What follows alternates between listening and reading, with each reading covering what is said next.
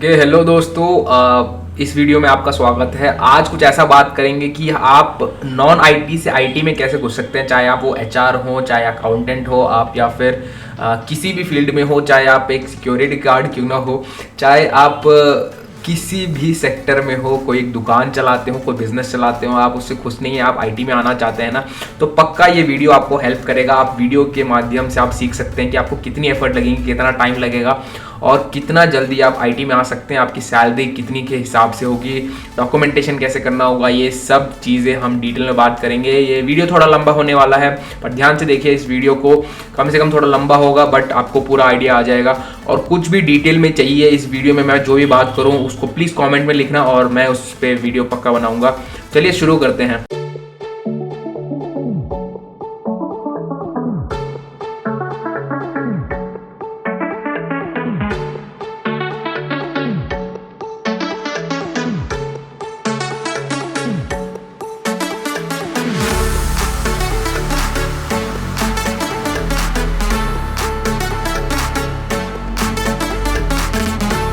तो बेसिकली आज मैं बात करूंगा कैसे हम नॉन टेक से टेक में आ सकते हैं, बेसिकली आईटी में आ सकते हैं। इसमें स्पेसिफिकली टेक मतलब आप कुछ और इंजीनियरिंग ना ले ले। नॉन टेक से टेक में कैसे आएंगे, मतलब कि आईटी में कैसे आएंगे। और आज हम नॉन टेक मतलब आप एचआर हो सकते हैं, आप कोई दुकान चला रहे हो, शॉपकीपर हो सकते हैं, आप एक सिक्योरिटी गार्ड हो सकते हैं, या फिर आप एक अकाउंटेंट हो सकते हैं, अकाउंट फील्ड में हो सकते हैं, आप लॉ कर रहे हो सकते हैं, या आप एक डॉक्टर हो सकते हैं, या आप किसी भी फील्ड में हो सकते हैं, या फिर इवन आप पुलिस में हो सकते हैं, इवन डिफेंस में हो सकते हैं। आप किसी भी सेक्टर में हो, वहाँ से आप कैसे इस आईटी सेक्टर में आएंगे इसके बारे में आज बात करेंगे हम डिटेल में। कितना टाइम लगेगा, क्या क्या चाहिए। तो बेसिक अभी स्टार्ट करते हैं। तो बेसिक क्वालिफिकेशन क्या चाहिए आज। बेसिक क्वालिफिकेशन चाहिए, कोई भी एक डिग्री होनी चाहिए। और अगर वो बीई है या बीटेक है तो बहुत ज़्यादा फ़ायदेमंद हो सकता है, या फिर बीसीए हो तो और ज़्यादा फ़ायदेमंद हो सकता है, या फिर बीएससी कंप्यूटर साइंस में हो तो और फ़ायदेमंद हो सकता है, या फिर कोई भी डिग्री हो, चाहे वो बीकॉम क्यों ना हो या फिर बीए क्यों ना हो, कोई भी एक डिग्री आपकी होनी चाहिए पक्का ज़रूरी। चाहे वो एमबीबीएस क्यों ना हो, कोई भी एक डिग्री आपके पास ज़रूर होनी चाहिए। अगर आपके पास डिग्री है तो हम यहाँ पे एक शुरुआत कर सकते हैं, क्योंकि अगर आप +2 करके डिप्लोमा करके आ रहे हो तो भी पॉसिबिलिटी है, बट मुश्किल की घड़ी ज़्यादा आपको देखने पड़ सकते हैं। बट आपके पास कोई भी डिग्री हो और अगर इनमें से कोई डिग्री है तो बहुत ज़्यादा फायदेमंद रहेगा। तो क्वालिफिकेशन की बात हो गई। और अगर आप एक टोटली नॉन टेक बैकग्राउंड से आ रहे हो,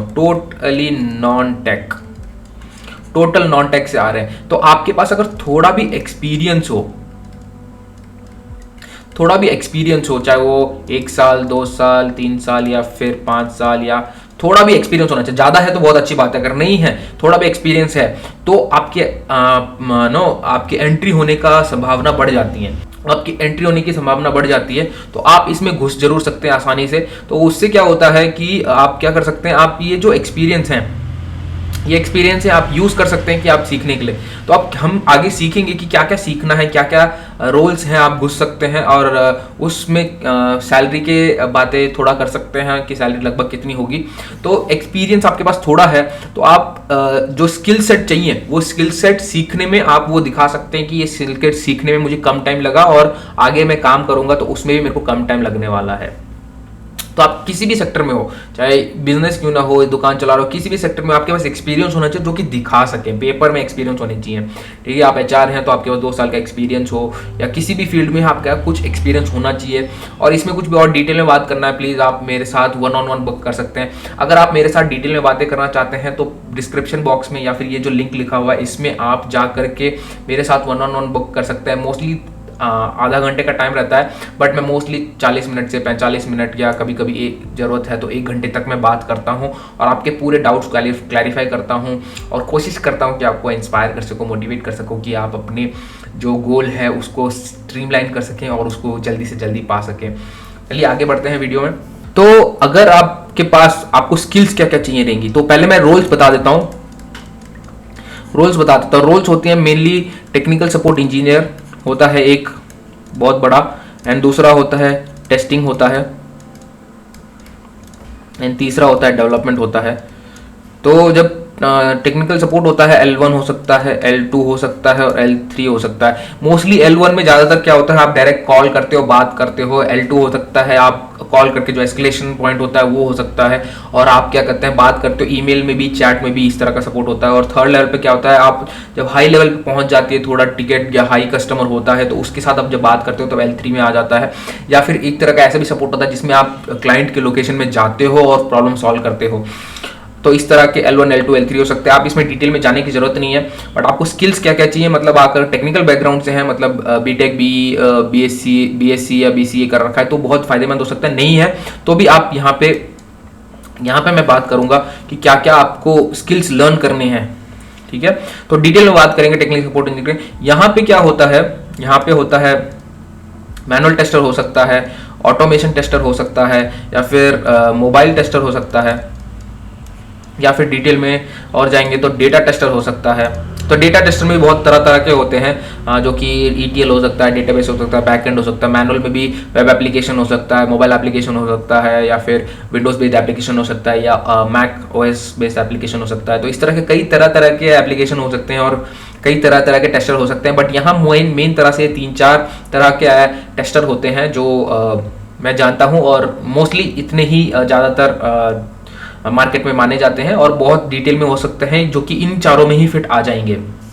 और डेवलपमेंट भी ये ऐसे ही हो सकता है कि एक फ्रंट एंड डेवलपर हो, या फिर एक वेब बेस्ड एप्लीकेशन डेवलपर हो, वेब डेवलपर हो, या फिर एक विंडोज बेस्ड एप्लीकेशन डेवलपर हो, या फिर मैक OS बेस्ड या Linux OS based application developer हो, या फिर एक डेटा इंजीनियर हो।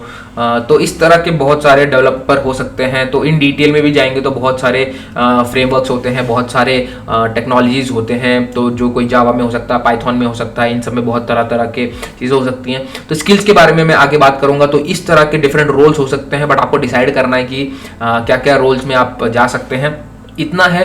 मैं थोड़ा टाइमलाइन बता देता हूँ। एक टेक्निकल सपोर्ट इंजीनियर बनने के लिए आप 3 मंथ से 6 मंथ अगर एफर्ट करेंगे तो आप आराम से बन सकते हैं, और टेस्टर के लिए आप 6 मंथ से 9 मंथ्स का एफर्ट करेंगे तो आप बन सकते हैं, और डेवलपमेंट के लिए मिनिमम 1 ईयर से 1.5 या 2 ईयर्स तक एफर्ट डालना पड़ सकता है। This is in years and this is in months. So यहाँ पे थोड़ा कम एफर्ट लगता है, यहाँ पे कम, यहाँ पे थोड़ा ज़्यादा एफर्ट लगता है। तो आपको डिसाइड करना है कि जो भी आप फील्ड में जाएंगे, अगर आप फ्रेशर हैं, अभी निकले हैं, तो अगर आप डेवलपर बनना चाहते हैं तो आपके पास 1 साल का टाइम है। बट जब भी आपके ऊपर फैमिली की रिस्पॉन्सिबिलिटी आ जाती है, तब आप या टेस्टिंग या फिर सपोर्ट का रोल चूज कर सकते हैं, और एंट्री के लिए आप यहाँ घुस सकते हैं। उसके बाद आप चाहे तो यहाँ और यहाँ जा सकते हैं, चॉइस आपकी होती है। आप जा सकते हैं ज़रूर, और पॉसिबल है, क्योंकि मैंने करके दिखाया है, मैंने खुद किया है, इसीलिए मैं ऐसा कह रहा हूँ कि पॉसिबल है। इसीलिए आपको स्टार्टिंग में चूज़ करना है, क्योंकि कम टाइम में पहले एंट्री हो जाए, उसके बाद हम देखेंगे कि हमें कहाँ जाना है, अपना इंटरेस्टेड प्रोफाइल में घुसना है, तो उस हिसाब से हम बाद में डिसाइड कर सकते हैं। और फिर जब स्किल सेट की बात करें, पहले टेक्निकल सपोर्ट इंजीनियर की स्किल सेट की बात कर लेता हूँ। फर्स्ट आपको आपकी इंग्लिश बड़ी तगड़ी होनी चाहिए, इंग्लिश आपका बहुत अच्छा होना चाहिए। और फिर उसके बाद क्या है, आपके प्रेजेंटेशन स्किल्स बड़े अच्छे होने चाहिए, और आपका कम्युनिकेशन स्किल्स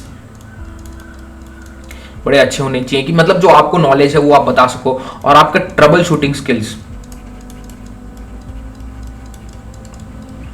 आपके ट्रबल शूटिंग स्किल्स भी बड़े अच्छे होने चाहिए। तो इस तरह के कुछ कुछ चीज़ें, आपको कंप्यूटर का नॉलेज पक्का होना चाहिए कि कंप्यूटर का प्रिंटर कैसे काम करता है, मॉनिटर कैसे काम करता है, ये सब चीज़ें आपको पता रहनी चाहिए।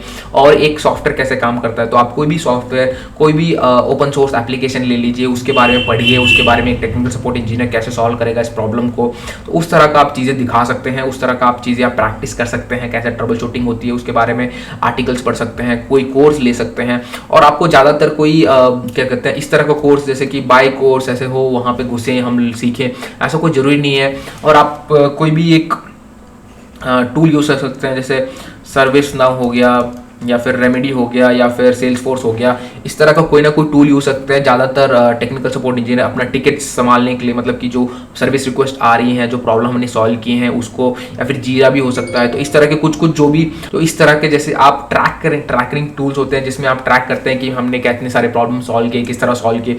तो ये सब ट्रैक करने के लिए आप कुछ ना कुछ एक एप्लीकेशन कोई भी एक सीख सकते हैं, जैसे सर्विस नाउ हो गया, रेमेडी हो गया। तो आप ये सीख सकते हैं जो कि आपके रिज्यूम को एडेड एडवांटेज देगा। तो ये सब कुछ स्किल्स हो सकते हैं जो कि 2 से 3 महीने का टाइम लेंगे और उसके बाद आप अप्लाई करना स्टार्ट कर सकते हैं और फिर आपको जॉब पक्का मिल सकती है।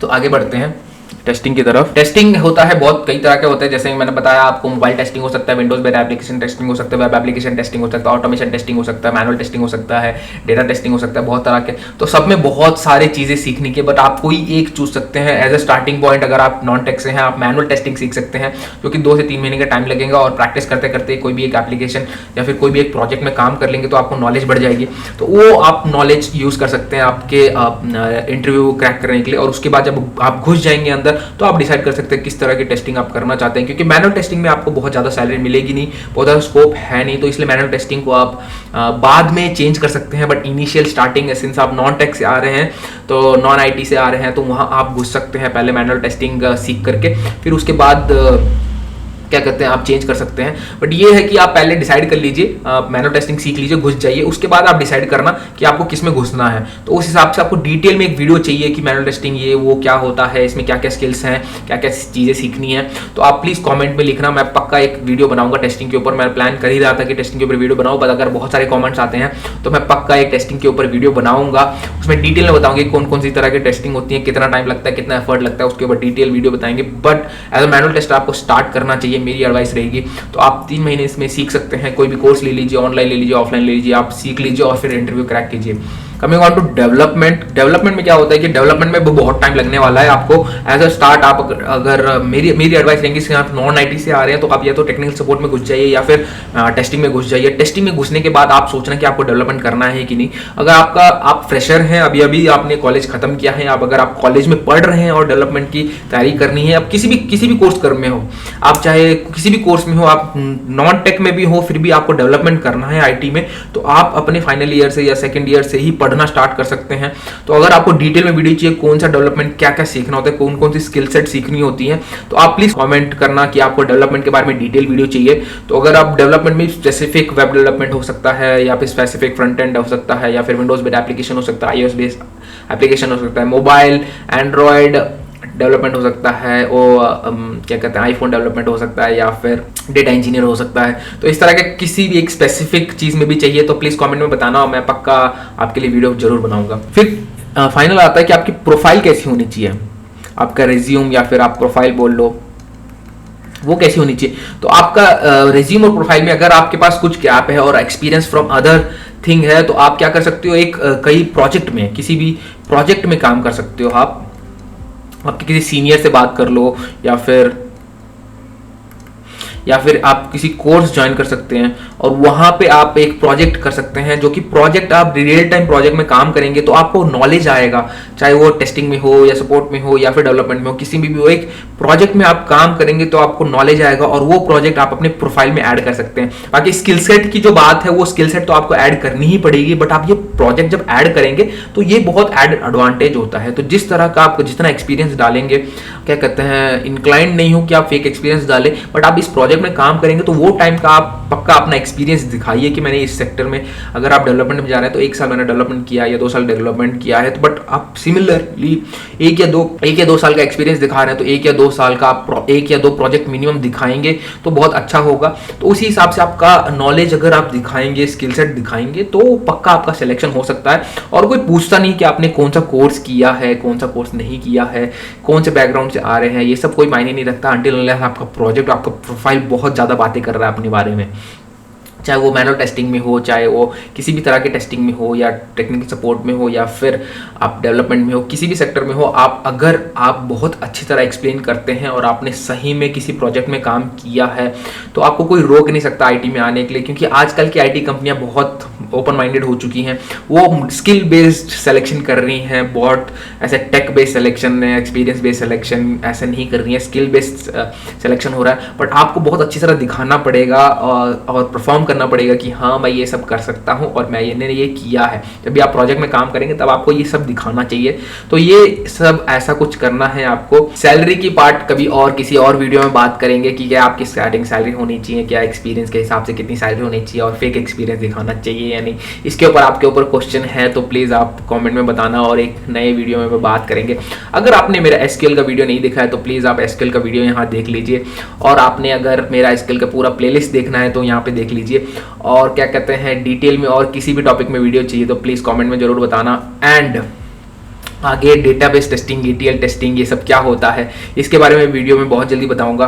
और आपको मेरे से किसी भी चीज़ में प्लीज़ मेरे लिंक्डइन को पक्का फॉलो करना, एंड प्लीज़ मेरे ट्विटर हैंडल को भी फॉलो करना, इंस्टाग्राम भी फॉलो करना, क्योंकि हर जगह मैं बहुत डिफरेंट तरह की चीज़ें जानता हूँ, बहुत डिफरेंट तरह के, कोई भी चीज़ें सेम नहीं होती है। यूट्यूब में जो आता है वो लिंक्डइन में नहीं आता है, जो लिंक्डइन में आता है वो ट्विटर में नहीं आता, जो ट्विटर में आता है वो इंस्टाग्राम में नहीं आता है। तो हर जगह अलग अलग तरह की चीज़ें डलती रहती हैं, तो मेरे को हर जगह फॉलो करना और देखना और सीखना, और बहुत मज़े करेंगे। बहुत सारे वीडियोस आने वाले हैं, तो प्लीज़ सब्सक्राइब कर देना वीडियो को एंड बेल आइकन को भी क्लिक कर देना, और इस वीडियो को लाइक करके जरूर जाना।